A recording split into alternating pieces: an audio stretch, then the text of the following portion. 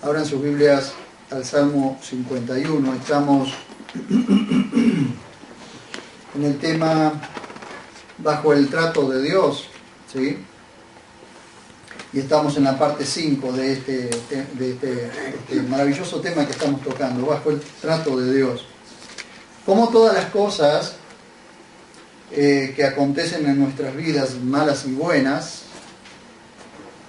como hablábamos anoche también, hay cosas que Dios nos permite, pero no por eso significa que sean su voluntad.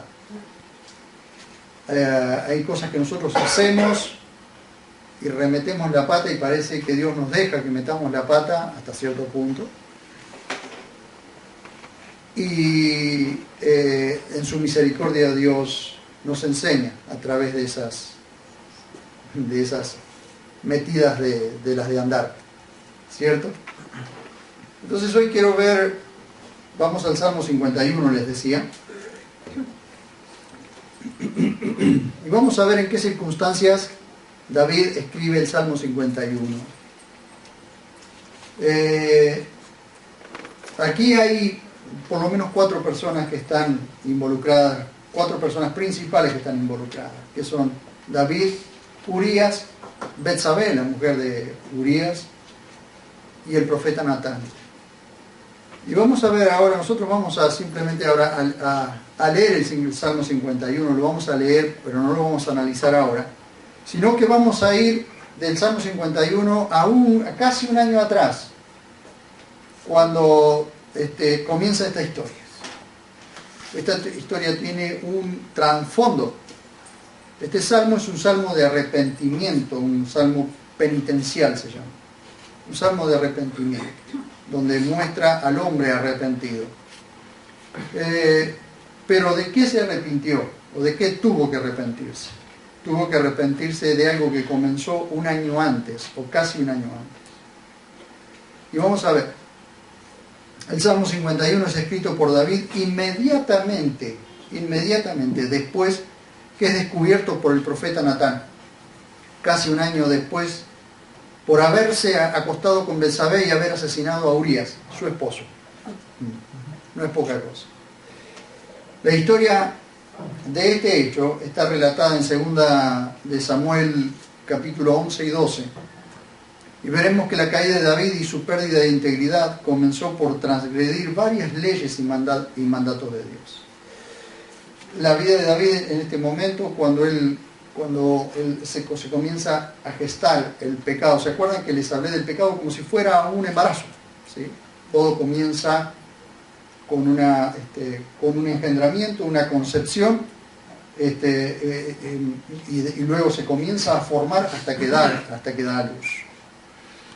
Fíjense ustedes, hermanos, Salmo 51, lo leemos y después vamos al desarrollo de la historia, lo cual, por supuesto, es prácticamente imposible terminar hoy, pero quiero comenzar con esto. Vamos al Salmo 51.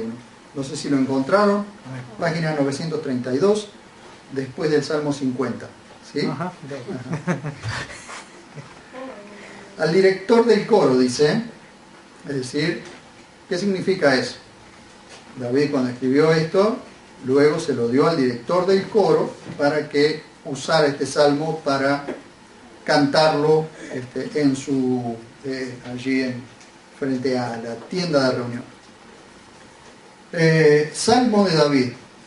Cuando el profeta Natán, y presten atención a estas palabras, cuando el profeta Natán vino a él después que se había llegado a Betsabé. Dice: Oh Elohim, ten misericordia de mí conforme a tu misericordia. Conforme a tu inmensa compasión, borra mis transgresiones.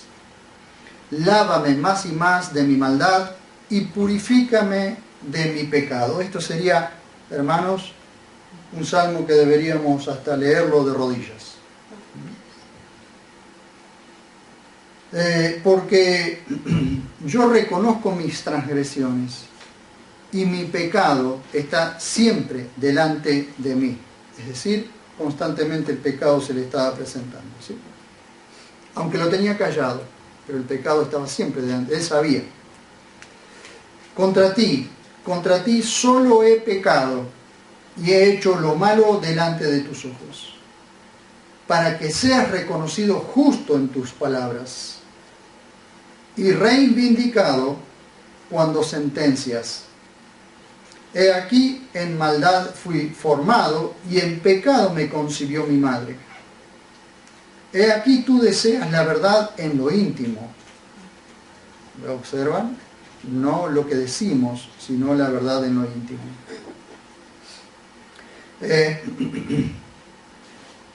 Por tanto, en lo secreto, hazme conocer sabiduría. Purifícame con hisopo y seré limpio. Lávame y quedaré más blanco que la nieve. Luego voy a explicar qué es el hisopo. No es el cosito blanco, el palito blanco ese con dos algodoncitos, no es eso. Hazme oír gozo y alegría y regocíjense los huesos que abatiste.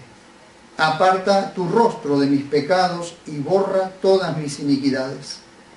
Oh Elohim, crea en mí un corazón limpio y renueva un espíritu recto dentro de mí.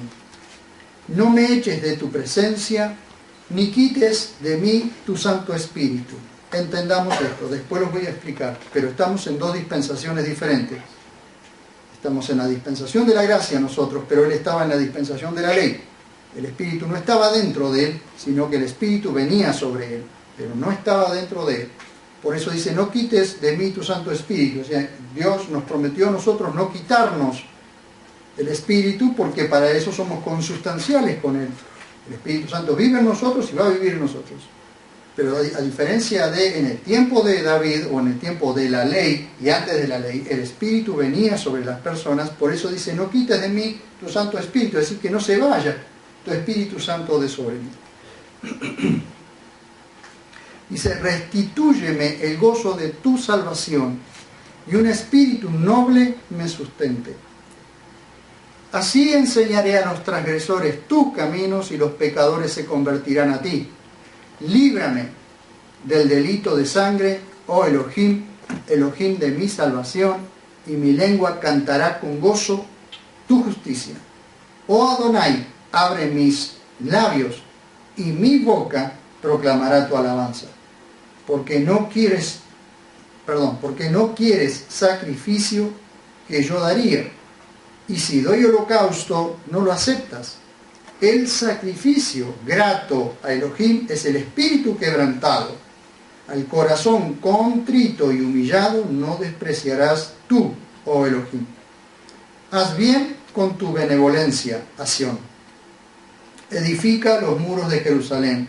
Entonces te agradarán los sacrificios de justicia, holocaustos y ofrendas enteramente quemadas. Entonces se ofrecerán novillos sobre tu altar.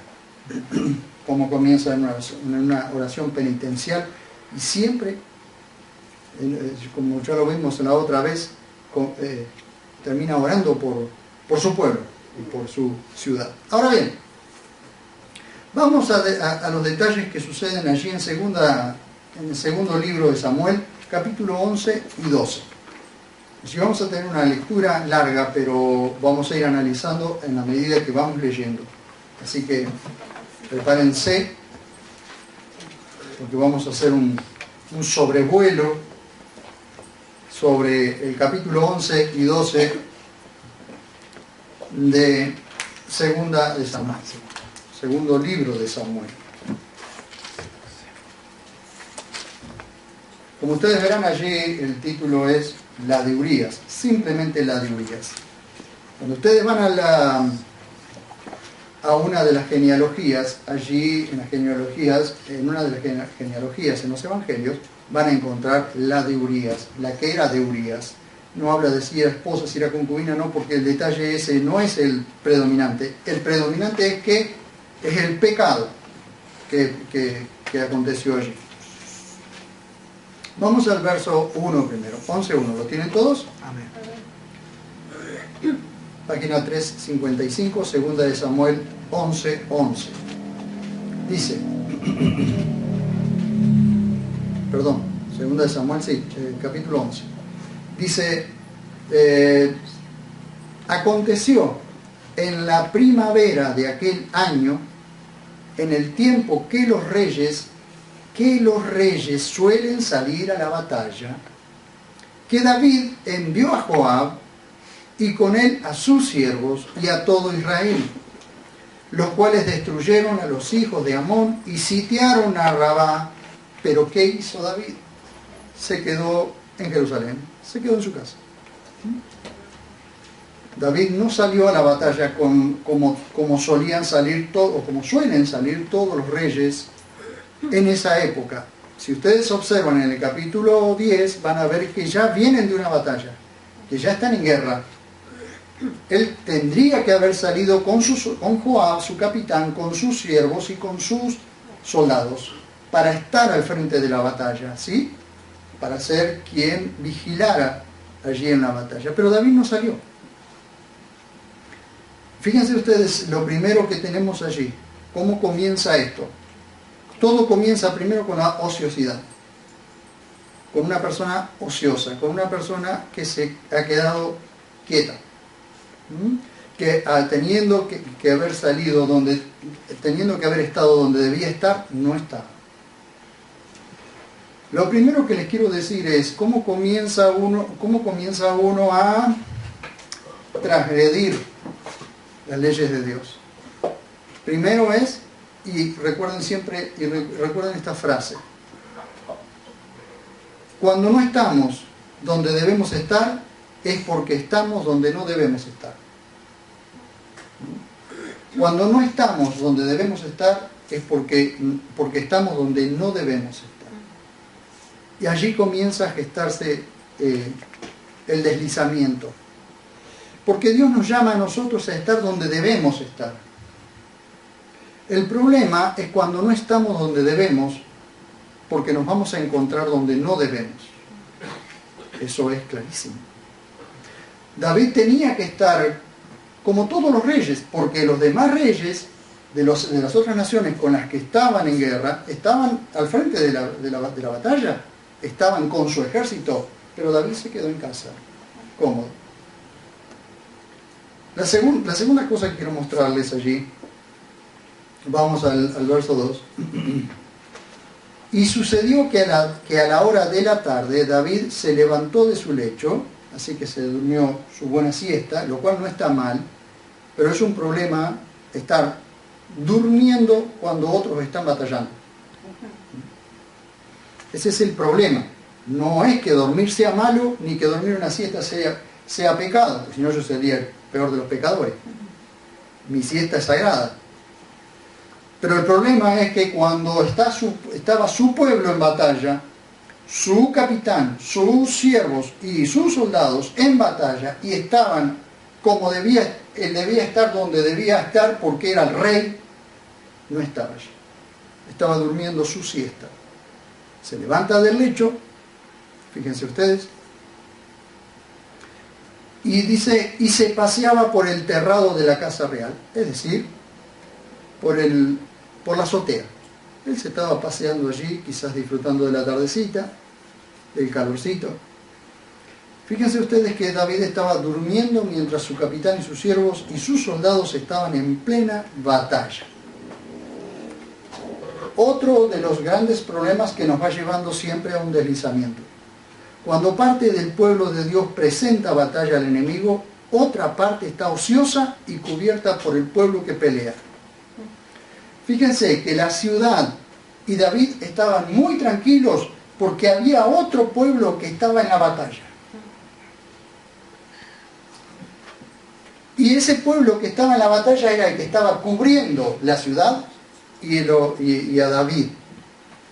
¿Cómo puede una persona, sabiendo que sus soldados y su capitán están en guerra, están en plena batalla, quedarse pancho en su casa? ¿Cómo puede?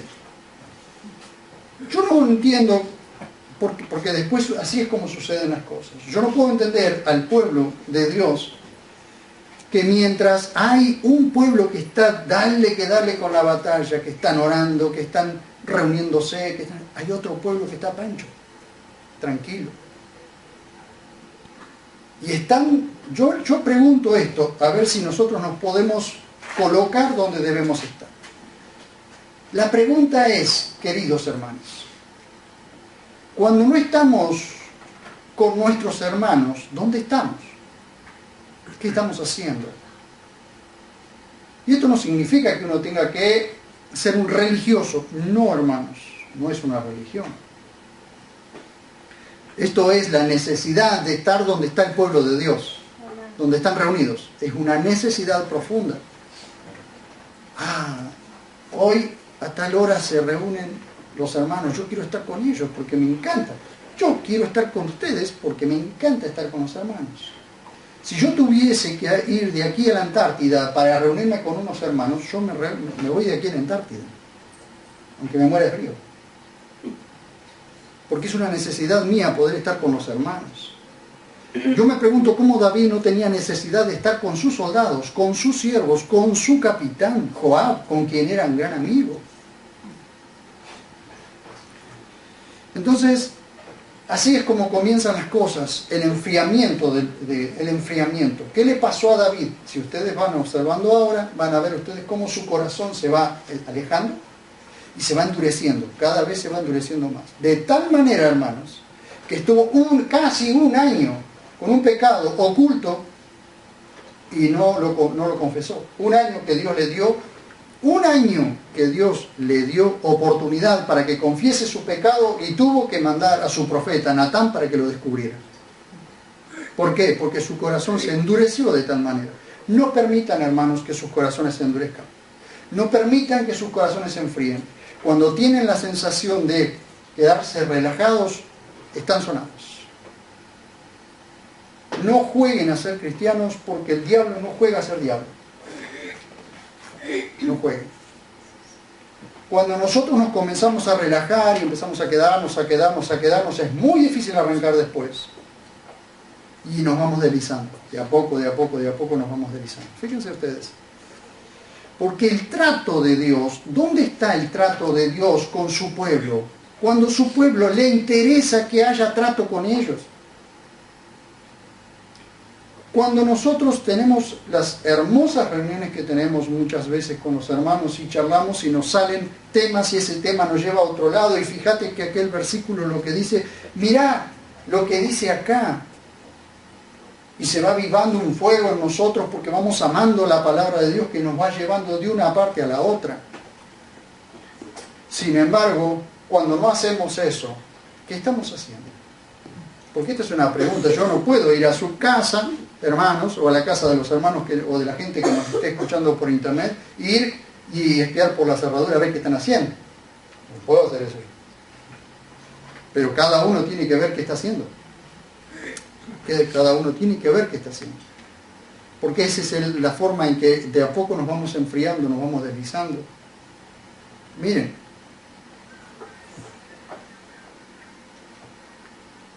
El pecado, ahora van a ver ustedes cómo el pecado está preparando su terreno para que David caiga. Simplemente. David está siendo preparado para el pecado. Pero yo voy a preguntar en esta noche, ¿quién fue el responsable? ¿Quién era el responsable? ¿Le puede echar las culpas a Satanás? No. ¿Le puede echar las culpas a Dios? No, porque Dios quería que él estuviera donde tenía que estar. Entonces, ¿quién es responsable? ¿La de Urías? En cierta forma sí, porque después lo van a ver. Pero ¿dónde nació, dónde comenzó a gestarse todo? En la ociosidad de David. Ustedes pueden decir, se quedó a descansar. ¿Qué hay de malo eso? No hay nada de malo en descansar. Pero el Espíritu Santo resalta que donde debía estar él era al frente de la batalla, no quedarse en Jerusalén. ¿Y por qué será que el Espíritu Santo estaba avisando eso? Por lo que iba a pasar. Es que a veces el Espíritu Santo nos viene avisando y no es necesario que nosotros tengamos evidencias de que algo va a pasar. Sencillamente el Espíritu Santo nos está avisando que si no hacemos tal cosa va a pasar otra cosa. O va a pasar algo peor. O va a pasar algo que el Espíritu Santo no quería que pasara. Pero nos viene avisando. Solo que hacemos oídos sordos, como lo hizo David. Vean, Después, claro, no quites de mí tu Santo Espíritu. Yo pregunto si el Espíritu Santo estaba allí para avisarlo.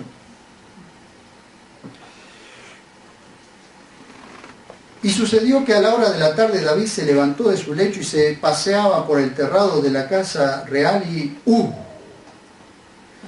¿qué sucedió? Y desde el terrado vio a una mujer bañándose. ¡Qué justo! Miren usted. Y la mujer era hermosa. ¿Cómo hizo para ver todos esos detalles? Pobre mujer, no tenía baño. No tenía cortina en el baño. ¿Cómo hizo para verla? Porque no es que tenía una piscina arriba que tenía una piscina en su casa y se estaba bañando en la piscina con bikini de 2 piezas, cocina y baño. No, estaba bañándose. Y qué justo que estaba bañándose de frente a donde estaba David. Miren ustedes qué cosa. ¿Cómo el pecado viene preparando el terreno? ¿Por qué viene preparando el pecado el terreno? Porque hay alguien que es responsable de sus actos. Ahora, David pudo haber mirado para otro lado y hacerse el... Yo no vi nada. Claro que podría haberlo hecho. Podría haber mirado para otro lado. ¿Fue casualidad que esta mujer estuviera allí bañándose? O, vaya a saber, quizás le gustaba el rey. Vaya a saber. Pero la mujer estaba bañándose, David la estaba viendo, y David no miró para otro lado, sino que comenzó a indagar. Vean ustedes. Y la mujer era muy hermosa. Y David envió a indagar acerca de la mujer, y uno dijo, ahora, comenzó a indagar quién era esta mujer, o sea que no le preguntó a uno solo, le preguntó a varios. Y uno que la reconoció, que supo quién era. Ahora yo pregunto, ¿estaban todos arriba del terrado mirando a la mujer que se estaba bañando? ¿O él tuvo que descender? ¿Cómo fue eso? Y David envió a indagar acerca de la mujer y uno dijo, ¿no es esta Betsabé, hija de Eliam, mujer de Urías Eteo? Y envió David mensajeros y la tomó. Y cuando ella fue a él, él se acostó con ella, pues acababa de purificarse de su impureza. Presten atención a este detalle. La mujer no se resistió. No dijo, no, me lleven. No, fueron, la invitaron, el rey la invitó, le dijo que viniera y ella vino. Y dice, y se estaba, y pues acababa de purificarse de su impureza. Hermanos, lo que aquí está diciendo el Espíritu Santo, lo que aquí está diciendo el escritor, es que en la ley decía que la mujer cuando estaba en su menstruación, por 7 días era impura. Nadie podía tocar el seno, no podía tener relaciones sexuales mientras estuviera con su menstruación, con su impureza. Y cualquiera que la tocara, él quedaba impuro. Eso lo dice Levítico. Lo pueden leer allí en Levítico. Así que esta mujer, ¿qué estaba haciendo? Bañándose, lavándose su impureza. Pero David, primero que no era su mujer, y segundo que estaba transgrediendo otra ley, era tocar a una mujer impura, porque eso era ley, en Israel era ley. Así que ya estaba transgrediendo otra cosa más, le estaba añadiendo otro pecado más. Dice, después ella volvió a su casa, como que nada pasó, acá no pasó nada. Y la mujer concibió y mandó a informar a David diciendo, he concebido, es decir, estoy embarazada. Se le vino la noche al rey David. ¿Y ahora qué hacemos?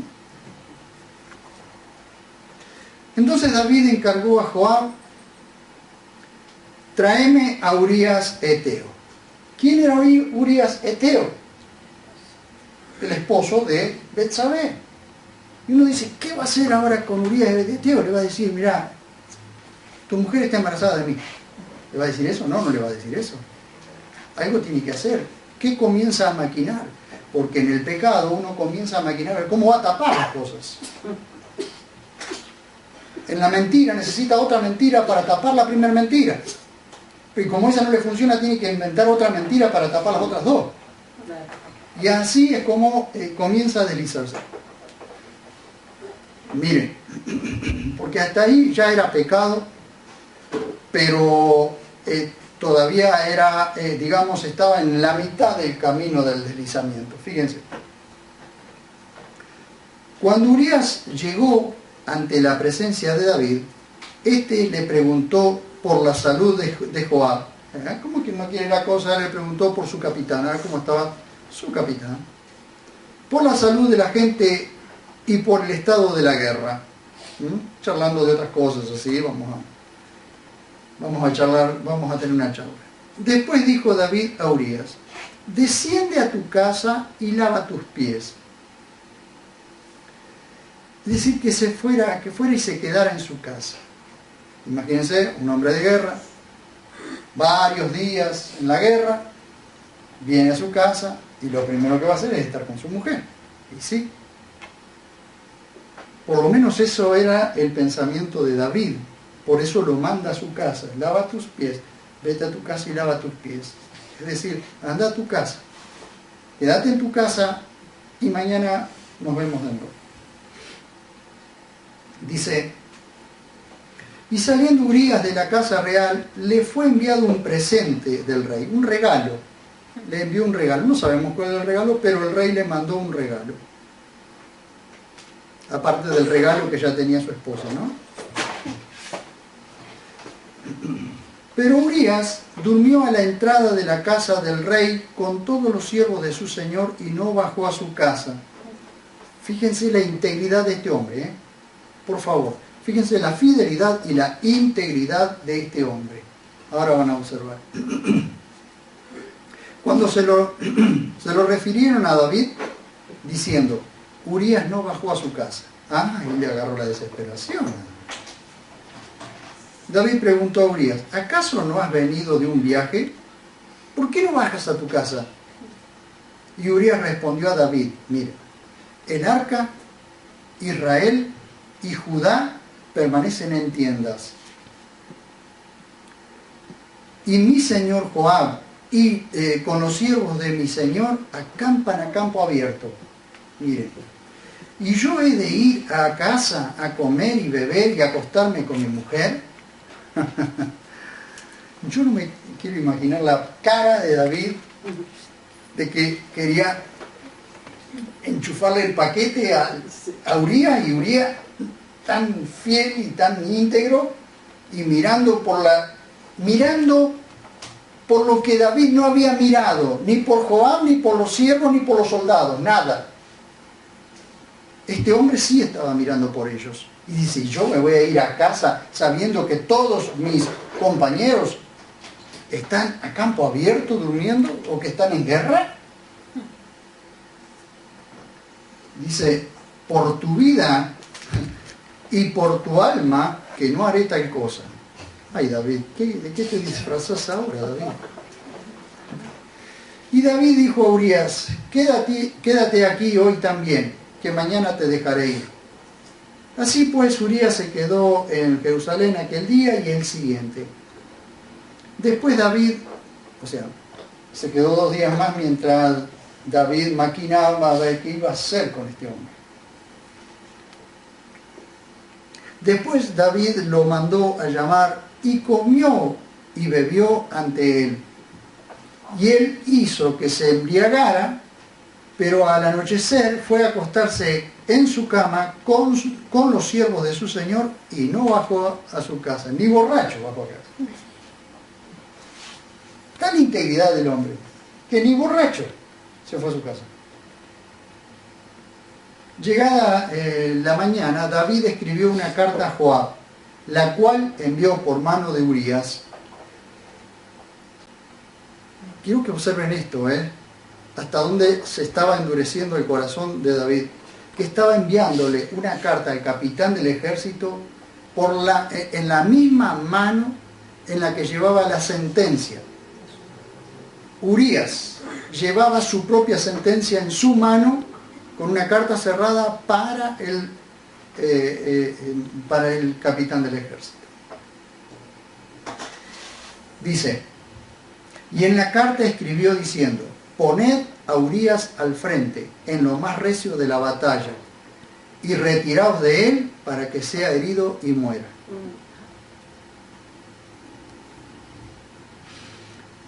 ¿Observan ustedes esa pendiente que va resbalando, que ha tomado ese descenso hacia lo más oscuro del pecado que va tomando David? Así que cuando Joab asediaba la ciudad, recuerdan en el verso 1 que decía que habían sitiado la ciudad, ¿sí? La habían atacado, la habían sitiado. Dice así que cuando asediaba la ciudad, asignó a Urías el lugar donde sabía que estaban los hombres más valientes. Y los hombres de la ciudad salieron y lucharon contra Joab, y cayeron algunos del pueblo de los siervos de David, y Urías Eteo también murió. Y Joab hizo comunicar a David todo el parte de guerra, y le encomendó el mensajero, al mensajero diciendo, cuando termines de contar al rey todo el parte de guerra, fíjense cómo Joab conocía a su rey, si sucede que sube la ira del rey y te pregunta, ¿por qué os acercasteis tanto a la ciudad para luchar? ¿No sabéis lo que tiran con el arco desde el muro? Y aquí les cuenta una historia que había pasado anteriormente. Una mujer con una piedra hirió a Abimelech. Dice, ¿quién hirió a Abimelech ben Jerobaal, hijo de Ner? ¿No fue una mujer que arrojó desde el muro un pedazo de rueda de molino y murió en Tebes? Es decir, años antes, en el tiempo de los jueces, sucedió esto. ¿Por qué os acercasteis tanto al muro? Entonces tú le responderás, también murió tu esclavo Urías Eteo. Fue pues el mensajero, y llegando ante David, le declaró todo lo que Joab le había dicho, todo el parte de guerra, y se airó David, tal como Joab había dicho. Y se airó David contra Joab, y dijo al mensajero, ¿por qué os acercasteis tanto a la ciudad para luchar?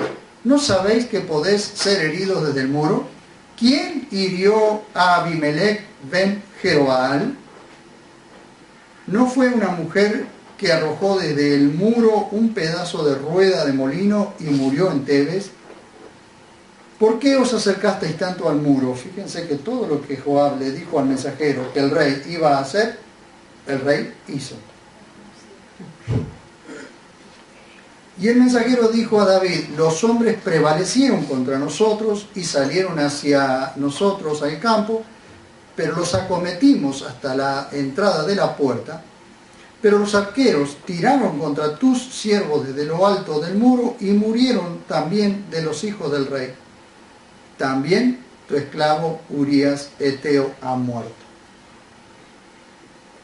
Ahí cambia el semblante de David. Dice, entonces David dijo al mensajero, di esto a Joab.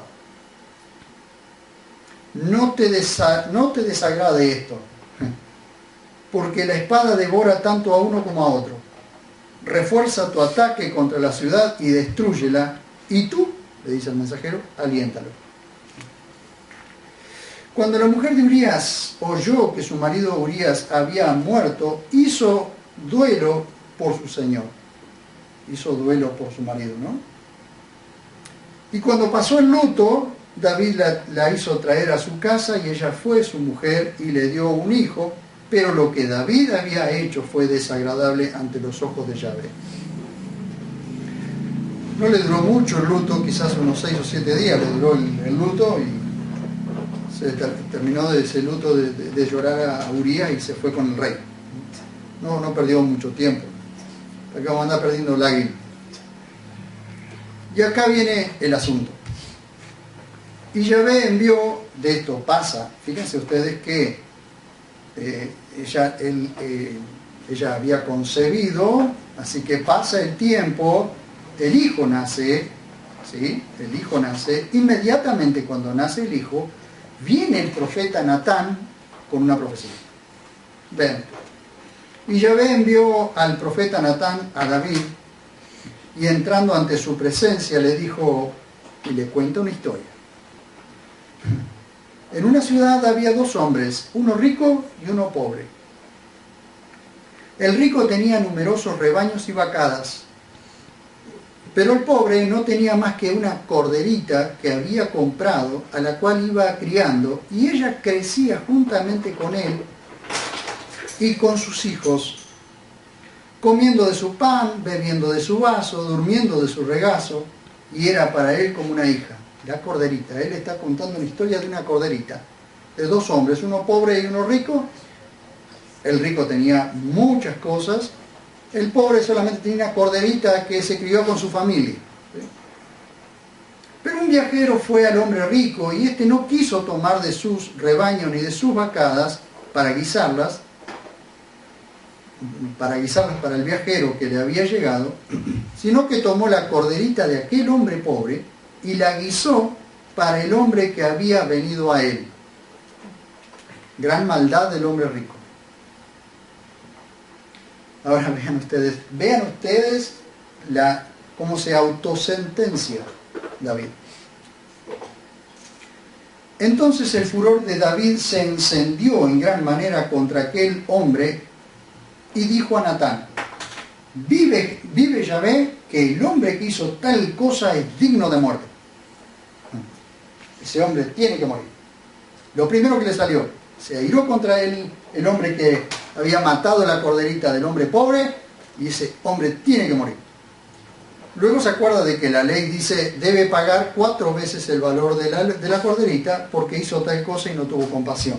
Luego se acuerda de eso. Pero lo primero que hizo, quería matar o hacer matar al hombre que había matado la corderita para darle de comer al viajero. Fíjense lo que dice Natán. Imagínense al profeta Natán levantando su dedo, apuntando a David y diciéndole, tú eres ese hombre. Así dice Yahvé Elohim de Israel, yo te ungí, y observen lo que Dios le dice, lo que Dios le está diciendo por medio del profeta Natán a David. Yo te ungí como rey sobre Israel y te protegí de la mano de Saúl. Y te entregué la casa de tu señor, es decir, de Saúl. Y puse las mujeres de tu señor en tu seno. Y te di la casa de Israel y la casa de Judá. Y si esto fuera poco, te habría añadido mucho más. ¿Por qué menosprecias a Yahvé haciendo lo malo ante sus ojos? Fíjense, hermanos. La ambición desmedida, porque el rey David tenía todo lo que se le había ocurrido. Y si se le hubiese ocurrido más, Dios le hubiese añadido más. Pero fue a hacer precisamente lo que no debía hacer. Dice, a Urías Eteo mataste a espada, y a su mujer tomaste por mujer tuya. Lo asesinaste con la espada de los hijos de Amón. Fíjense que Dios no está diciendo, los hijos de Amón, es decir, tus enemigos, mataron a Urías por culpa tuya. No, Dios lo hace responsable a él directamente de haber matado por la espada de su enemigo a Urías Eteo. Por lo cual ahora no se apartará de tu casa, y esta es la sentencia, Por lo cual ahora no se apartará de tu casa la espada, por cuanto me menospreciaste, y tomaste la mujer de Urías Eteo por mujer tuya. Así dice Yahvé, he aquí yo hago levantar el mal contra ti desde tu propia casa. ¿Se acuerdan que el domingo pasado hablamos de Absalón? Bueno, esta sentencia, todo esto que vamos a leer ahora, se cumple por manos de su hijo, Absalón. Así dice Yahvé: he aquí yo hago levantar el mal contra ti desde tu propia casa, es decir, desde tu propia familia se levanta el mal contra vos. Tomaré tus mujeres delante de tus ojos y las daré a un prójimo tuyo. Y él se acostará con tus mujeres a vista de todos, es decir, a la luz del sol. La sentencia es lo que Dios va a permitir que suceda. Por cuanto tú has obrado en secreto, yo haré esto delante de todo Israel y a pleno día. Fíjense ustedes, hermanos, cómo el deslizamiento y el pecado trae consecuencias. Y cuando nosotros pensamos que el pecado nos va a traer consecuencias a nosotros solos, siempre, hermanos, el pecado trae consecuencias para todo el círculo que está, para toda la gente que está alrededor nuestro. Por culpa de nuestro pecado pagan el precio los que están alrededor nuestro.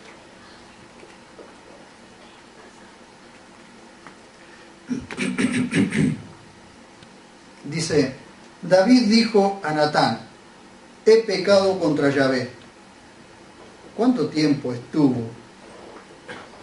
La mujer quedó embarazada, concibió, tuvo un hijo y recién allí se da cuenta de que, o mejor dicho, reconoce que había pecado contra él. Un año, o cerca de un año. 9 meses de embarazo más 3 meses quizás, o 2 meses que tendría el bebé. Dice, he pecado contra Yahvé. Y Natán dijo a David: también Yahvé ha hecho que tu pecado sea remitido, es decir, sea enviado lejos. No morirás. Sea remitido. Alguien iba a cargar el pecado. ¿Quién cargaría el pecado de David? Años después, Jesús cargaría el pecado de David. He hecho, porque ser remitido el pecado es ser quitado, pero a algún lugar tiene que ir ese pecado, porque no puede quedar flotando. Alguien tiene que pagar el precio del pecado. Alguien tiene que cancelar el precio del pecado de David. ¿Y quién lo canceló? Cristo en la cruz.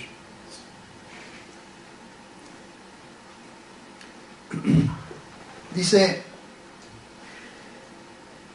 y Natán dijo a David: también Yahvé ha hecho que tu pecado sea remitido, no morirás. Escuchen, ¿por qué le dice no morirás?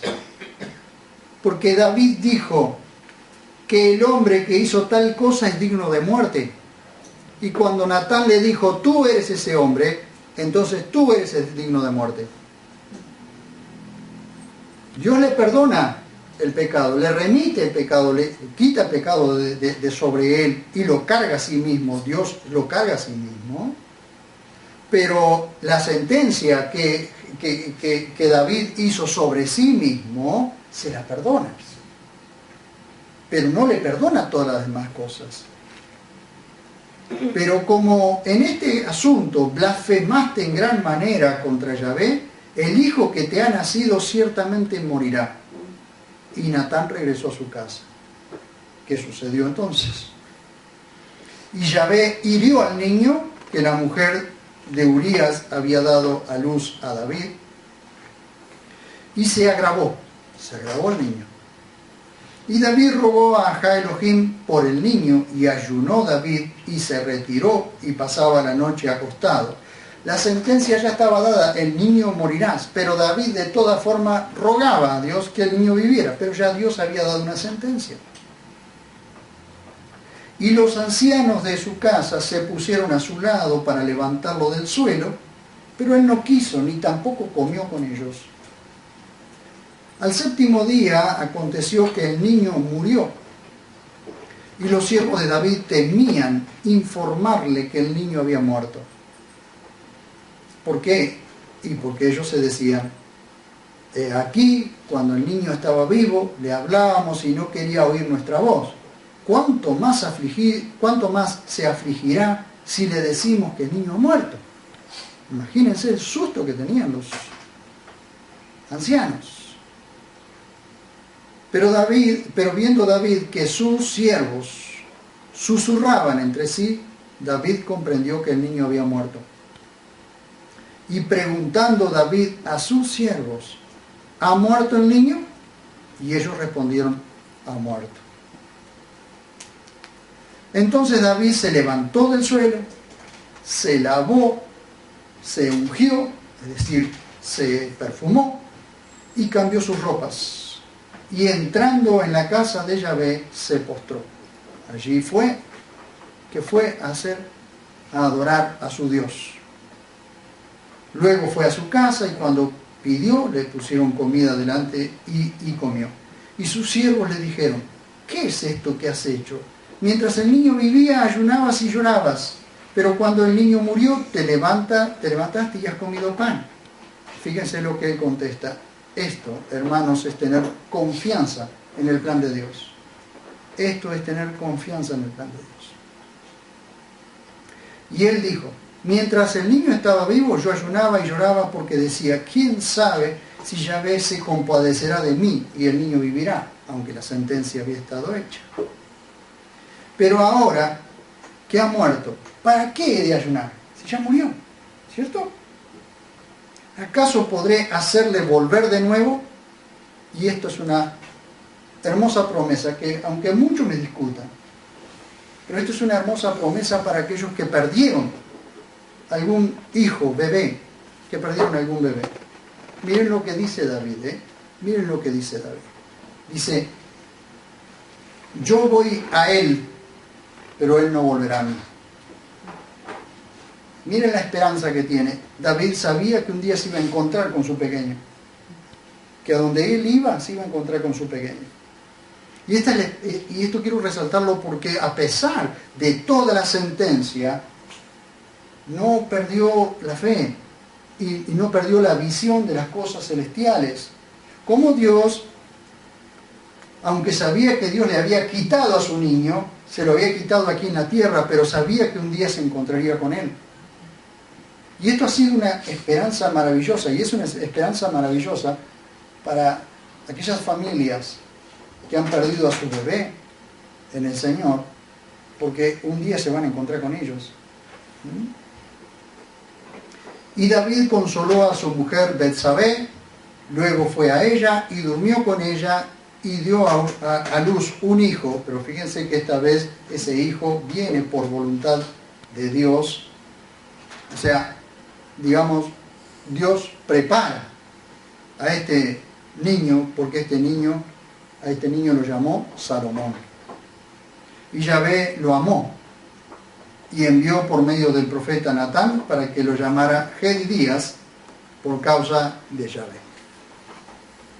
Quiero llegar hasta allí, porque en el próximo mensaje ya vamos a entrar de lleno al Salmo 51. Pero para entrar al Salmo 51 nosotros teníamos que ver la historia que había detrás de eso, de todo lo que aconteció. Porque no fue un acontecimiento de un solo día, pasaron casi un año, hermanos.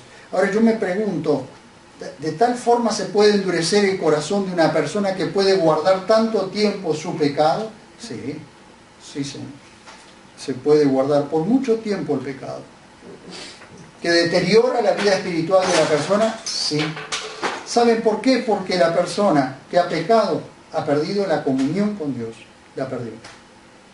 De hecho, las personas que han pecado y guardan su pecado sin confesar, pueden seguir orando y creyendo que por eso Dios va a escuchar. Claro que Dios escucha porque no es sordo, pero eso no significa que haga lo que la persona está orando, porque ha perdido la comunión. Y cuando la persona pierde su comunión, prácticamente se muere espiritualmente. Y cuando nosotros veamos allí en el Salmo 51, vamos a ver cómo David se arrepiente y recupera su comunión con Dios. Y de ahí después vamos a ver otro salmo, que es el Salmo 32, que aunque está antes pero todos coinciden, o muchos coinciden con que el Salmo 32 lo escribió después del Salmo 51, porque es un salmo de arrepentimiento, un salmo de instrucción, de arrepentimiento, de instrucción para una persona que se ha arrepentido y que ha recuperado su comunión con Dios. Pero quiero llegar hasta aquí hoy. Oramos. Señor maravilloso, estamos delante de tu preciosa presencia, agradecidos por tu amor, Señor. Gracias por este momento precioso en el que pudimos reflejar tal pecado, Señor, de David. Señor, un ser humano, Dios mío, como cualquiera de nosotros, y en el que, sin duda, Dios mío, como dice el apóstol Pablo, el que cree estar firme, mire de no caer. No podemos levantar nuestro dedo acusando a David, Dios mío, de todo lo que ha hecho, porque, Señor, el próximo podríamos ser cualquiera de nosotros. Pero sí tenemos que verlo, Señor, porque el Espíritu Santo lo ha reflejado, para que nosotros veamos las consecuencias que trae un pecado oculto, Señor. Te ruego, bendito Dios, que nos ayudes y nos fortalezcas para que jamás mantengamos oculto el pecado delante tuyo, para que aprendamos a confesarlo, Señor. Si llegáramos a pecar, Dios mío, cuando hemos pecado, poder confesar nuestro pecado para poder mantener una comunión íntima y personal, íntima y profunda con vos. ¿Cuántas veces nos rebelamos de alguna manera contra vos, Dios mío? Y eso nos lleva, Dios mío, a apartarnos realmente de lo que vos querés de nosotros. Ayúdanos, Señor, ayúdanos. Te ruego tu asistencia sobre tu iglesia, te ruego tu asistencia sobre todos los que puedan escuchar o ver estos mensajes, Señor. Y si alguno ha pecado, Dios mío, como dice tu palabra, abogado tenemos, o paracletos tenemos para con Dios, a Jesucristo, el justo. Señor, el que aboga por nosotros, el que nos defiende y el que nos lleva a nosotros, Dios mío, a poder reconocer nuestro pecado para que volvamos a tener una comunión íntima y personal con Él. Te lo ruego en el nombre de Jesús, asistinos, Señor. Limpia el corazón de tu pueblo, limpia el corazón de tu iglesia, limpia el corazón de mis hermanos. Limpia mi propio corazón para que cada día, Señor, pueda permanecer cerca de ti, cerca tuyo y limpio, Señor. Te lo suplico. Cuántas cosas, Dios mío, cuántas bendiciones, cuántas añadiduras, cuántas cosas que vos querés hacer, nos perdemos cuando estamos en ese distanciamiento con vos, Señor. Cuántas cosas nos perdemos. Pero te ruego tu asistencia sobre tu iglesia, papá. Dios mío, en el nombre precioso de Jesús oramos con gratitud en nuestro corazón, rindiéndonos a tus pies, Señor. Y como hizo David, nos postramos en tu presencia para que nos ayudes a ver con claridad, Dios mío, nuestras propias debilidades, Señor. Para ponerlas delante tuyo, para ponerlas a tus pies, para que vos seas el que fortalezca nuestras debilidades. Te lo suplicamos en el nombre precioso y dulce de Jesús. Amén. Amén.